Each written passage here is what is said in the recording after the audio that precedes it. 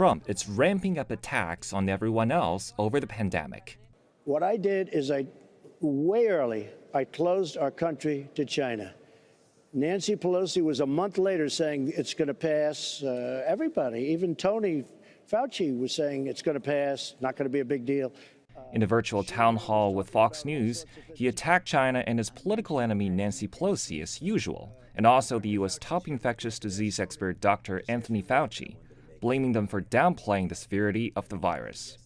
His accusation comes as the country's death toll reached 68,000. The New York Times has reported an internal government projection that daily deaths will hit 3,000 by June, but the White House says it's not data from its coronavirus task force. And Trump is counting on a vaccine to be available within months.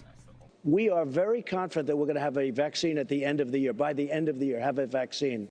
Many experts disagree with this optimistic estimate, saying it will take much longer. And as President Trump focuses on establishing a positive tone, governors are grappling with when and how to reopen their states. New York Governor Andrew Cuomo says reopening is more complicated than shutting down. Unfortunately, the decline from the mountain is not as steep as the incline, right? And the big question for us in New York and every state across the nation has been how fast and how low does that decline go? Many public health experts say the nation cannot safely reopen fully until a vaccine is developed.